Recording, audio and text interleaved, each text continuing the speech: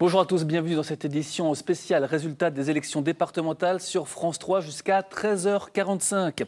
Pour décrypter les chiffres, avec moi, Éric Sicot, pour détailler également l'analyse sur les départements de la Saône-et-Loire et de Lyon. Et puis Lilian Melet, avec vous, nous décrypterons ceux de la Nièvre et de la Côte d'Or. Voyons justement département par département ce qui s'est passé hier. Commençons par la Saône-et-Loire. 3 binômes élus au premier tour. Ce qu'il faut retenir de ce premier tour avec Caroline Jouret. À l'issue du premier tour, avec 30,8% des voix dans le canton de Louhans, le président sortant du département de Saône-et-Loire, Rémy Chintron, n'est pas sûr d'être réélu. Son binôme avec Sabine Scheffer est devancé par celui de la droite départementale qui obtient 48,5% des voix. À Digoin, un ballottage défavorable également à la majorité départementale. Fabien Genet et Édith Perrodin ont 41,2% des suffrages, 28% pour le binôme PS. Même situation dans le canton Châlons 2, un duel au second tour entre binômes de la majorité départementale et du PS, le Front National étant éliminé au premier tour. Affaire réglée au premier tour pour 3 cantons, Chauffaille où le binôme de la droite départementale est élu avec 53,8% des voix, idem à Charolles avec 51% des voix. Enfin, Cluny a élu au premier tour avec 52% des voix le binôme de gauche. Pas moins de 8 triangulaires pour terminer en Saône-et-Loire au second tour, où comme à Cuiseaux par exemple, les binômes de gauche sont en position favorable. Gros plan sur Louhans, le canton du président sortant. Le socialiste Rémy Chintron est menacé. Son binôme n'arrive qu'en deuxième position. Une grosse déception sur les terres d'Arnaud Montebourg. L'UMP a même frôlé l'élection dès le premier tour. Bintou Sidibé et Jean-Louis Saintin. Ce n'est pas une vague bleu marine, mais une vague bleue tout court qui a submergé le canton de Louhans. Rémy Chintron, président du Conseil général sortant et candidat PS, s'est largement fait distancer par les jeunes candidats de l'UMP. Au moment du dépouillement, très vite le duo Anthony Valdo et Mathilde Chalemot vire en tête. Au fur et à mesure que s'ouvrent les enveloppes, un constat s'impose, l'UMP est le grand vainqueur de ce premier tour. On frôle la barre des 50%, on est peut-être à 48-49%. Mais bon, c'est un très bon score. Après, si on doit faire un second tour, eh bien, bon, on va tout donner dans la semaine qui vient pour...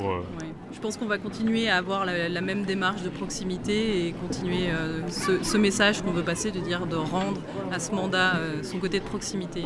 On a fait ça pendant toute la campagne du premier tour et on va continuer.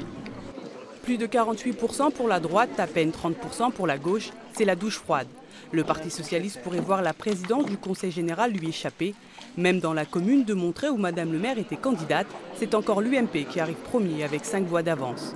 Dans la Bresse, sur les terres de Montebourg, la gauche n'a pas réussi à rassembler. L'effet Montebourg n'a peut-être pas forcément eu lieu. Voilà. Il n'a pas, je pense pas, eu lieu. Ce n'est plus le même engagement, je pense, de la population. Je crois qu'effectivement, on paye aussi une certaine défiance vis-à-vis du Parti socialiste. Je n'ai jamais caché mon étiquette, j'ai toujours ma carte et je la garderai. J'ai toujours dit que j'étais plus socialiste que beaucoup d'autres.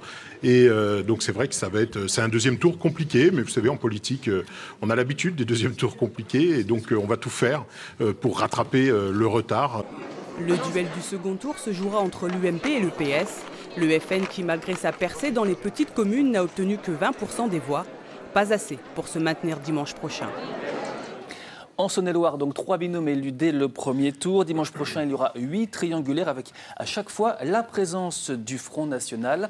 Éric Sicot, la Saône-et-Loire, département de Bourgogne, où subsiste le plus grand suspense. Oui, c'est le département en fait, où l'on note le plus grand nombre de paradoxes. L'élément le plus frappant, on l'a vu, c'est le score faible du président sortant Rémy Chintron à Louhans. On voit mal comment le canton pourrait échapper au binôme de droite. Et pourtant, la gauche résiste dans le département. Même si elle recule nettement par rapport à 2011, elle reste en tête avec plus de 38,5% des suffrages, devant la droite 37,6 et le Front National 23,5.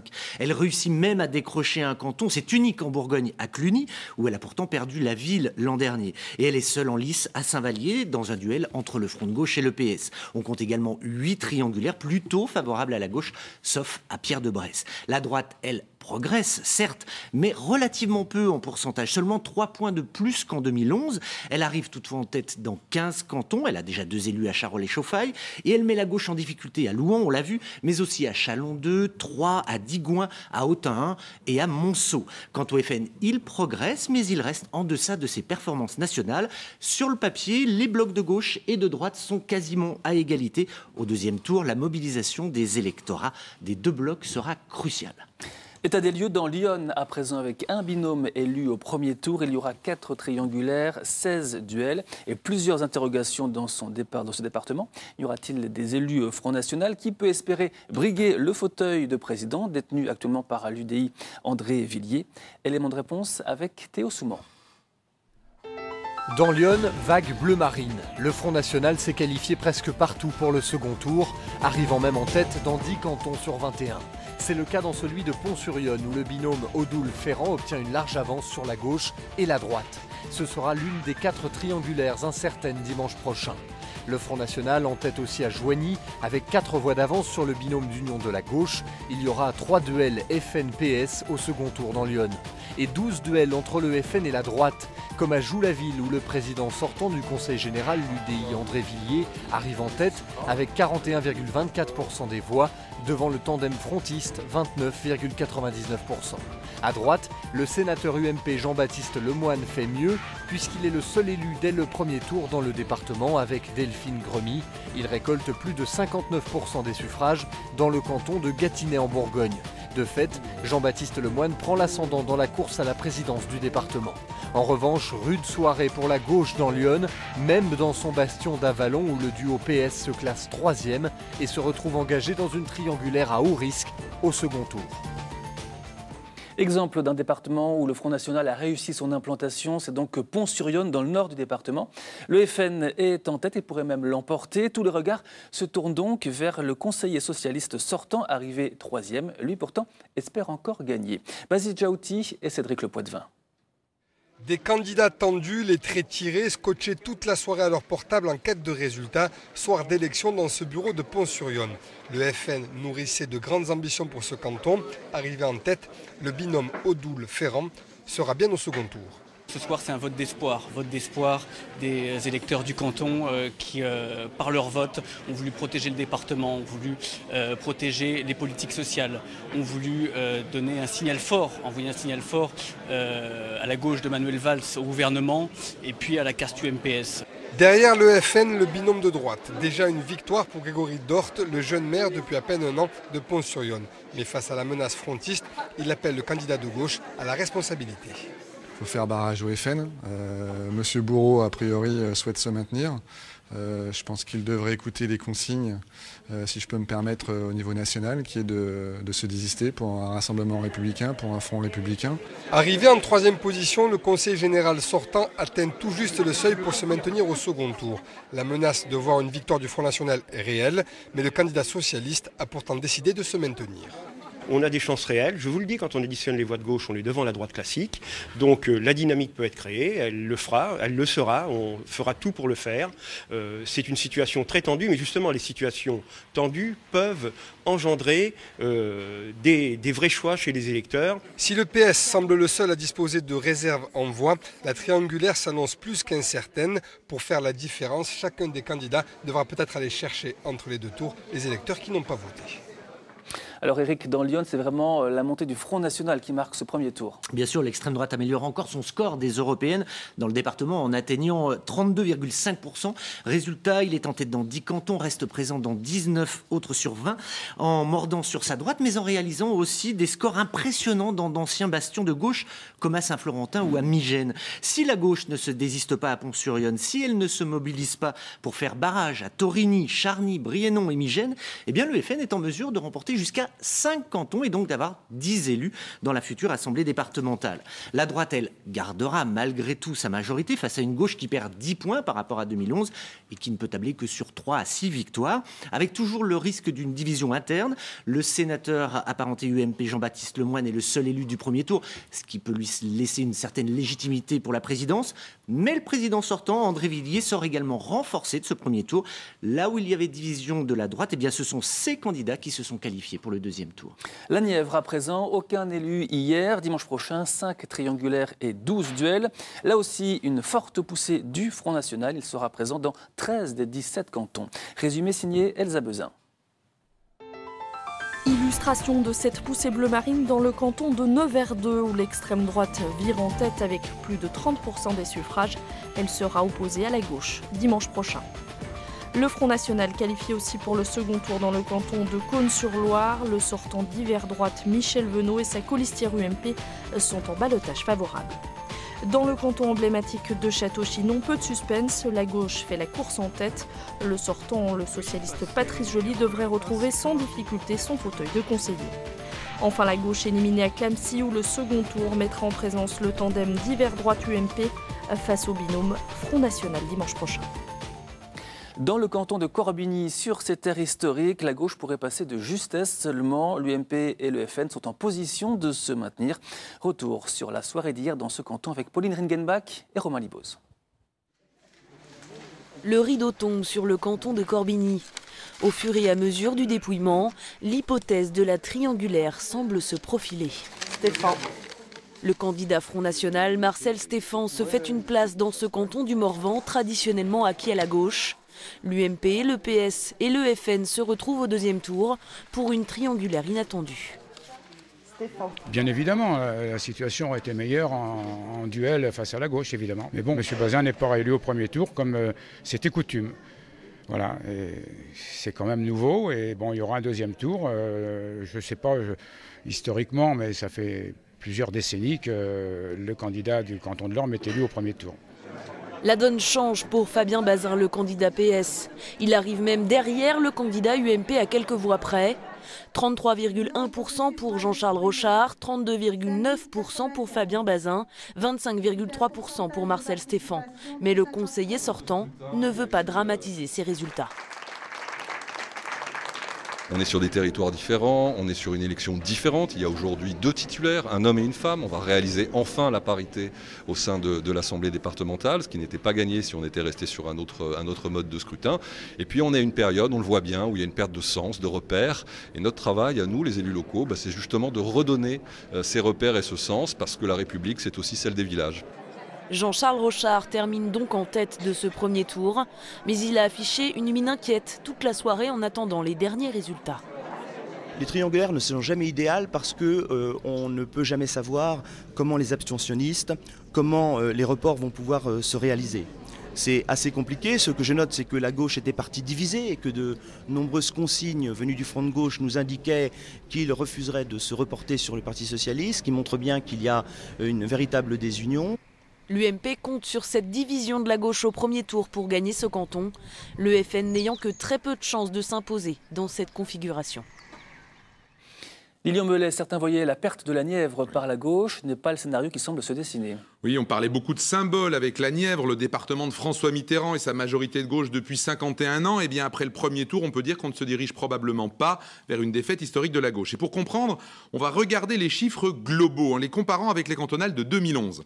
Dans une défaite nationale d'une droite alors au pouvoir, les candidats de droite nivernais avaient rassemblé 23% des voix. Ils en ont eu hier soir dans une large victoire de leur camp, 22%, c'est-à-dire moins bien dans une participation en hausse. Et on le comprend avec le chiffre du Front National, passé de 15 à 26% des voix, il a bloqué les espoirs de la droite, tout en prenant aussi des électeurs à gauche. Ce qui donne un paysage où la gauche reflue mais résiste, où la droite progresse mais peu, et où le Front National s'impose au milieu de l'échiquier, présent au deuxième tour dans 14 cantons sur 17, avec néanmoins une question sans alliés, aura-t-il des élus? Remarquons aussi que le maire de Nevers, Denis Thuriot, ne sera pas l'arbitre du scrutin avec ses candidats, ce qui à long terme peut le priver de sécurité dans sa majorité municipale. Enfin, la Côte d'Or avec 14 duels dimanche prochain, 8 triangulaires et un binôme élu dès le premier tour. Tour d'horizon avec Lise Riget.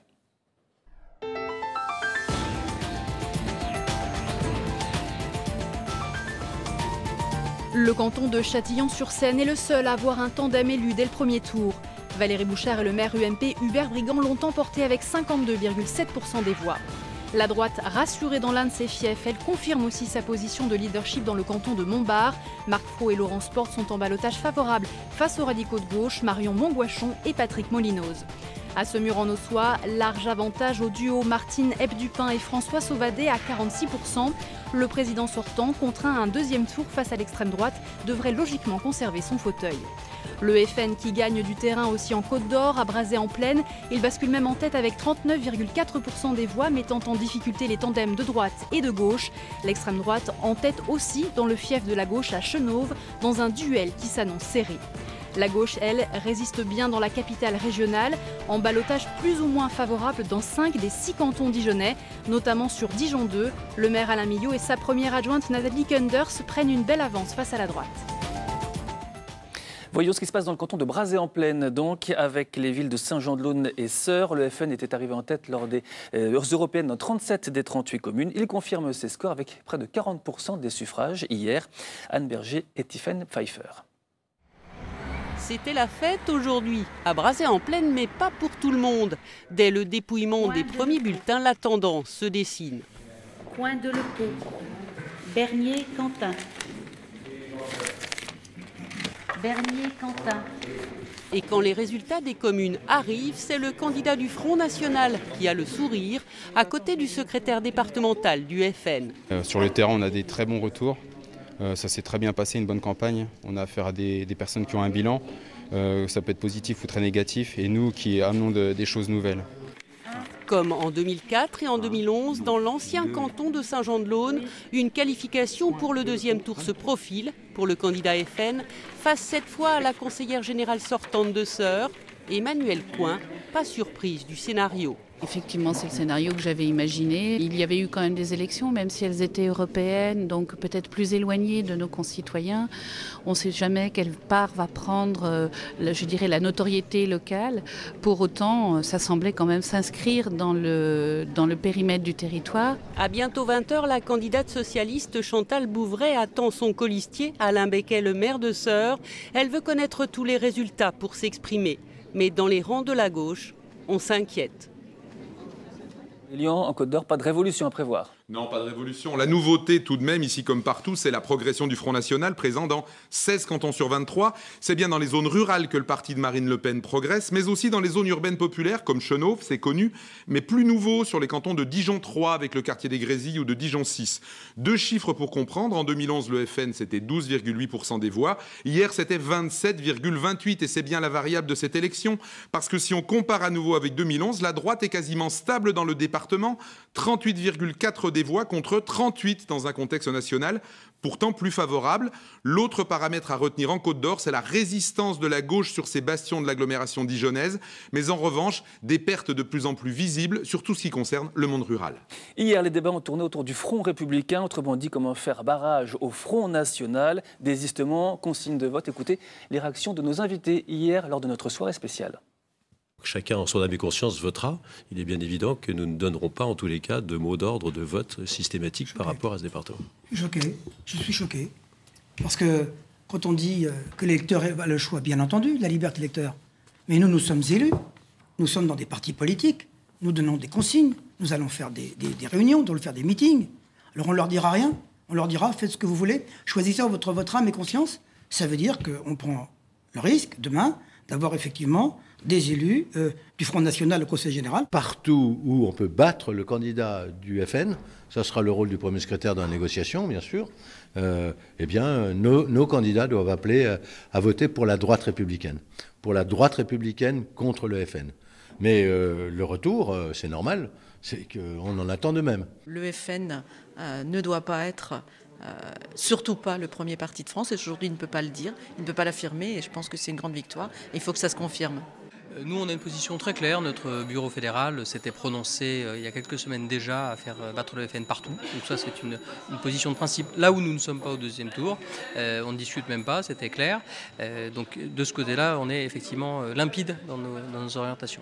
On n'a jamais dit qu'on ne voterait pas avec l'un ou avec l'autre, mais c'est dans l'intérêt général qu'il faut arrêter de stigmatiser. J'entendais, je combats, j'aime bien Ludovic Rochette, mais on ne doit pas combattre le PS, on doit travailler avec eux parfois, on doit pouvoir travailler avec d'autres. Il y a des gens compétents des deux côtés, travaillons ensemble. Mon combat, il est clairement d'abord contre la gauche, parce qu'on le voit bien, le Front National n'est pas en situation de gagner ici en Côte d'Or, naturellement, la majorité. Donc le combat, il est clairement contre la gauche. Nous reviendrons sur ces appels lancés, sur ces tractations en cours dans la suite de notre édition spéciale. Nous nous retrouvons en Bourgogne dans une demi-heure avec notamment un débat sur le canton de Montbard avec Laurence Porte et Patrick Molinos. D'ici là, rendez-vous sur France3.fr. À tout à l'heure.